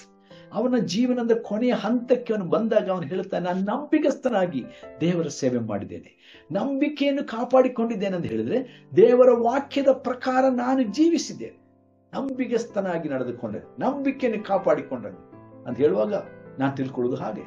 So ಅವನು ಶ್ರೇಷ್ಠ ಹೋರಾಟವನ್ನು ಹೋರಾಡಿದ್ದಾನೆ. ಆದ ಕಾರಣ ಎಫೆಸ ಪತ್ರದಲ್ಲಿ ವಿಶ್ವಾಸದಲ್ಲಿ ಬರೆಯುವಾಗ ಕೂಡ ಅವನು ಹೇಳ್ತಾನೆ, ನೀವು ಹೋರಾಟ ಮಾಡಬೇಕು. 6ನೇ ಅಧ್ಯಾಯಕ್ಕೆ ಬರುವಾಗ ನಮ್ಮ ಹೋರಾಟದ ಕುರಿತಾಗಿ ನಾವು ಗಮನಿಸುತ್ತೇವೆ. ಸೊ ಹೋರಾಟದ ಬಗ್ಗೆ ಪೌಲನು ಬಹಳ ಚೆನ್ನಾಗಿ ತಿಳಿದುಕೊಂಡವನಾಗಿತ್ತು. ಆತ್ಮಿಕ ಹೋರಾಟ. ಪ್ರಿಯ ದೇವಜನರೇ, ನಮ್ಮ ಸಮಯ ಮುಕ್ತಾಯವಾಗ್ತಾ ಇದೆ. ಆದ ಕಾರಣ ನಾನಿಲ್ಲಿ ಸಂಕ್ಷಿಪ್ತಪಡಿಸಲಿಕ್ಕೆ ಬಯಸ್ತೇನೆ. ಸೊ ಇಲ್ಲಿ ಕೊನೆಯದಾಗಿ ನಾವು ಗಮನಿಸುವಾಗ ಇದು ಅತಿ ಶ್ರೇಷ್ಠವಾದಂತ ಒಂದು ಗುಪ್ತ ಸಂಗತಿ. ತಿಮೋಥೆಯನಿಗೆ ಬರೆದ ಪತ್ರ 1ನೇ ತಿಮೋಥಿ 1ನೇ ಅಧ್ಯಾಯ 8ನೇ ವಾಕ್ಯ ಮತ್ತು ಫಿಲಿಪ್ಪದವರಿಗೆ ಬರೆದ ಪತ್ರದಲ್ಲಿ ಕೂಡ ಪೌಲನು ಇದನ್ನು ಹೇಳ್ತಾನೆ, ನಾನು ಸುವಾರ್ತೆಯ ವಿಷಯದಲ್ಲಿ ನನ್ನ ವೈಯಕ್ತಿಕ ಆಸಕ್ತಿಯನ್ನು ನಾನು ದೇವರ ಮುಂದೆ ವ್ಯಕ್ತಪಡಿಸಿಕೊಂಡು ನಾನು ಹೋರಾಟ ಮಾಡಿದ್ದೇನೆ. ಸುವಾರ್ತೆ ನಮ್ಮನ್ನು ಎಲ್ಲ ಆಶೀರ್ವಾದಗಳಲ್ಲಿ ನಡೆಸೋದಷ್ಟೇ ಅಲ್ಲ, ಅದಕ್ಕಿಂತ ಹೆಚ್ಚಾಗಿ ನಮ್ಮಲ್ಲಿ ಕ್ರಾಂತಿಯನ್ನು ಉಂಟು ಮಾಡ್ತದೆ. So the gospel not only bring the peace with God and our fellow men, ಸುವಾರ್ತೆಯ ಮೂಲಕವಾಗಿ ದೇವರೊಟ್ಟಿಗೆ ನಮಗೆ ಸಮಾಧಾನವಾಗದಷ್ಟೇ ಅಲ್ಲ, ನಮ್ಮ ಸಹ ವಿಶ್ವಾಸಿಗಳೊಟ್ಟಿಗೆ ಅಥವಾ ನಮ್ಮ ಈ ಲೋಕದ ಸಹ ಜೀವಿಗಳೊಟ್ಟಿಗೆ, ಜನರೊಟ್ಟಿಗೆ ನಮಗೆ ಸಮಾಧಾನವಾಗಿರುವುದಕ್ಕೆ ಸಹಾಯ ಮಾಡುವುದಷ್ಟೇ ಅಲ್ಲದೆ ನಮ್ಮಲ್ಲಿ ನಮ್ಮ ವ್ಯಕ್ತಿಗತವಾದ ಜೀವನದಲ್ಲಿ ಆಳವಾದ ಕ್ರಾಂತಿಯನ್ನು ಉಂಟು ಮಾಡಿ ನಮ್ಮಲ್ಲಿ ಅದ್ಭುತವಾದಂತ ಒಂದು ಉಜ್ಜೀವನ ತರುವಂತದ್ದಾಗಿದೆ ಸುವಾರ್ತೆ. Hallelujah. So gospel brings that great revival, a continuous revival, continuous fire in us. ಯಾಕಂದ್ರೆ ಸುವಾರ್ತೆಯು ದೇವರ ಬಲವಾಗಿದೆ. ಓಕೆ, ನಾನು ಆರಂಭದಲ್ಲಿ ಹೇಳಿದ ಹಾಗೆ ದೇವರ ಬಲವಾಗಿದೆ. ಸೊ ಸುವಾರ್ತೆಯು ದೇವರ ಬಲವಾಗಿರುವುದರಿಂದ ಅದು ನಮ್ಮಲ್ಲಿ ಯಾವಾಗಲೂ ಉರಿಯುವಂತ ಪಂಚಿನಂತೆ, ಬೆಂಕಿಯಂತೆ ಅದು ಯಾವಾಗಲೂ ಸ್ಫೋಟಕಾತ್ಮಕವಾಗಿ, ಯಾಕಂದ್ರೆ ನಾವು ದೇವರನ್ನು ತಿಳಿದವರಾಗಿದ್ದೇವೆ. ನನಗೆ ತುಂಬಾ ಇಷ್ಟಕರವಾದ ಈ ವಚನ ನಾನು ಹೇಳಿ ಮುಗಿಸ್ಲಿಕ್ಕೆ ಬಯಸ್ತೇನೆ. ದಾನಿಯೇಲನ ಪುಸ್ತಕದಲ್ಲಿ 21ನೇ ಅಧ್ಯಾಯದಲ್ಲಿ, ತಮ್ಮ ದೇವರನ್ನು ತಿಳಿದವರು ಅವರು ಸ್ಫೋಟವಾಗುವರು ಅಂತಿದೆ. ಅಥವಾ ಮೂಲ ಭಾಷೆಯಿಂದ ನಾವು ನೋಡುವುದಾದರೆ ಅವರು ಸ್ಫೋಟಿಸುವ ಒಂದು ಬಾಂಬಿನ ಹಾಗೆ, ದೇ ವಿಲ್ ಬಿಕಮ್ ಎಕ್ಸ್ಪ್ಲಾಯ್ಟ್ಸ್. ಸುವಾರ್ತೆಯನ್ನು ನಂಬಿದವರು ಅವರು ಯಾವಾಗಲೂ ಕಿಡಿಹಾರುವಂತ ಬೆಂಕಿಯ ಹಾಗೆ ಯಾವಾಗಲೂ ಅವರು ಉರಿಯುತ್ತಾ ಇರ್ತಾರೆ, ಸ್ಫೋಟವಾಗ್ತಾ ಇರ್ತಾರೆ. ಹೋಗೋ ಕಡೆಗೆಲ್ಲ ಬೆಂಕಿ ಹಚ್ಚುತ್ತಾ ಹೋಗ್ತಾರೆ. ಓಕೆ, ಸೊ ಸುವಾರ್ತೆಯು it is contagious, it is not content. ಸುವಾರ್ತೆ ಎಂಬುದು ಅದರಲ್ಲಿ ಮಾತ್ರ ಇರುವಂತ ತಮ್ಮದ್ರಲ್ಲಿ ಮಾತ್ರ ಇದ್ದುಕೊಳ್ಳುವಂತ ಒಂದು ಸಂಗತಿ ಅಲ್ಲ ಸುವಾರ್ತೆ. ಅದು ಇನ್ನೊಬ್ಬರಿಗೆ ಅಂಟುವಂತ ಅಂಟು ಕಾಯಿಲೆಯ ಹಾಗೆ. ಸೊ ನಾವು ಅಂತ ಸುವಾರ್ತೆಕರಾಗಿ, ಅಂತ ಸುವಾರ್ತೆಯಾಗಿ, ಅಂತ ದೇವರ ಮಕ್ಕಳಾಗಿ ಈ ಅಂತ್ಯ ದಿನಗಳಲ್ಲಿ ಕರ್ತನಿಗೋಸ್ಕರವಾಗಿ ಜೀವಿಸೋಣ. ಪೌಲನ ಹಾಗೆ ನಾವು ಕೂಡ ಕರ್ತನಿಗೋಸ್ಕರ ಬೆಂಕಿಯಾಗೋಣ. ಕರ್ತನಿಗೋಸ್ಕರ ನಾವು ಸುವಾರ್ತೆಯಾಗಿ, ಸುವಾರ್ತೆಯನ್ನು ಹಬ್ಬಿಸುವ ಕಡೆಗಳಲ್ಲಿ ಸುವಾಸೆಯ ಪರಿಮಳ, ಕ್ರಿಸ್ತನ ಪರಿಮಳ ನಾವು ಹೋಗೋ ಕಡೆಯಲ್ಲೆಲ್ಲ ನಾವು ಹಬ್ಬಿಸುತ್ತಾ ಕರ್ತನಿಗೋಸ್ಕರ ಜೀವಿಸೋಣ. ಕರ್ತನ ತಾನೇ ನಮ್ಮೆಲ್ಲರನ್ನು ಅದಕ್ಕಾಗಿ ಸಿದ್ಧಪಡಿಸಲಿ ಎಂಬ ಮಾತಿನೊಂದಿಗೆ ನಾನು ಮುಕ್ತಾಯಗೊಳಿಸ್ತೇನೆ. ದೇವರು ನಿಮ್ಮೆಲ್ಲರನ್ನು ಆಶೀರ್ವದಿಸಲಿ. ಒಂದು ನಿಮಿಷ ಪ್ರಾರ್ಥಿಸೋಣ. ಪ್ರೀತಿ ಸ್ವರೂಪನಾದ ದೇವರೇ, ಈ ಸಂಜೆಯಲ್ಲಿ ನಿನ್ನ ವಾಕ್ಯದ ಆಳವನ್ನ ನಾವು ಸ್ವಲ್ಪ ಮಟ್ಟಿಗೆ ತಿಳ್ಕೊಂಡಿದ್ದೇವೆ ಸ್ವಾಮಿ. ಪೌಲನು ಕರ್ತನೆ ನಿನ್ನನ್ನು ಕಂಡುಕೊಂಡ ನಂತರ ಅವನಲ್ಲಿ ನೀನು ವ್ಯಕ್ತಿಗತವಾಗಿ ಮಾಡಿದಂಥ ಕ್ರಾಂತಿಯುತವಾದ ಆ ಒಂದು ಜೀವನ ಶೈಲಿ, ಆ ಒಂದು ಬದಲಾವಣೆ ಮತ್ತು ಸುವಾರ್ತೆಯ ನಿಮಿತ್ತವಾಗಿ ಅವನು ಕರ್ತನೆ ಎಷ್ಟೊಂದು ಸ್ಫೋಟಕಾತ್ಮಕವಾದ ಕಾರ್ಯವನ್ನು ಪರಲೋಕ ರಾಜ್ಯದ ವಿಸ್ತರಣೆಗೋಸ್ಕರವಾಗಿ ಮಾಡಿದನು. ಅದಕ್ಕೋಸ್ಕರ ಅವನು ಎಂಥ ಕಷ್ಟ ಹಿಂಸೆಗಳೆಲ್ಲ ಅನುಭವಿಸಬೇಕಾಗಿ ಬಂತು. ಅವೆಲ್ಲವೂ ಸಂತೋಷದಿಂದ ಅವನು ಅನುಭವಿಸಿದನು ಎಂಬುದಾಗಿ ನಾವು ನೋಡುತ್ತೇವೆ.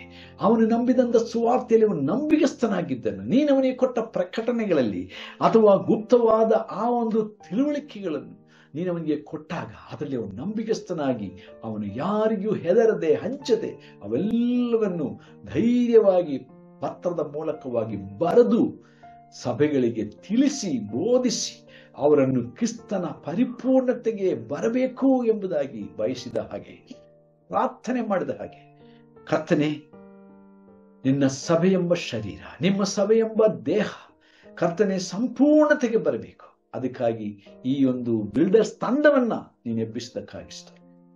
ಇದರಲ್ಲಿ ಕರ್ತನೆ ಪಾಠ ಮಾಡುವ ಪ್ರತಿಯೊಬ್ಬ ಘನ ಸೇವಕರನ್ನು ನೀನು ಆಶೀರ್ವದಿಸು. ಹೆಚ್ಚಿನ ಪ್ರಕಟಣೆಯನ್ನು ಅವರಿಗೆ ಅನುಗ್ರಹಿಸು. ಅವರ ಮೂಲಕವಾಗಿ ಸಭೆಯು, ವಿಶ್ವಾಸಿಗಳು, ಸೇವಕರು ಕಟ್ಟಲ್ಪಡಬೇಕು, ಪರಿಪೂರ್ಣತೆಗೆ ಬರಬೇಕು, ಪ್ರಾಯಸ್ಥಿತಿಗೆ ಬರಬೇಕು, ಕ್ರಾಂತಿಯುತವಾದ ಕ್ರೈಸ್ತಿಯ ಜೀವನವನ್ನು ಮಾಡುವುದಕ್ಕೆ ಇವೆಲ್ಲ ನಮಗೆ ಸಹಾಯವಾಗಲಿ ಸ್ವಾಮಿ. ಹಾಗೆ ಮಾಡೋದಕ್ಕಾಗಿ ಸ್ತೋತ್ರ. ಇವತ್ತು ನಮ್ಮೆಲ್ಲರೂ ವಿಶೇಷವಾಗಿ ಆಶೀರ್ವದಿಸದಕ್ಕಾಗಿ ನಿನಗೆ ಸ್ತೋತ್ರ ಸ್ವಾಮಿ. ಎಲ್ಲ ಘನವು ಮಾನವ ಮಹಿಮೆಯು ನಿನಗಿರಲಿ. ಯೇಸು ಕ್ರಿಸ್ತರ ನಾಮದಲ್ಲಿ ತಂದೆಯೇ, ಆಮೆನ್.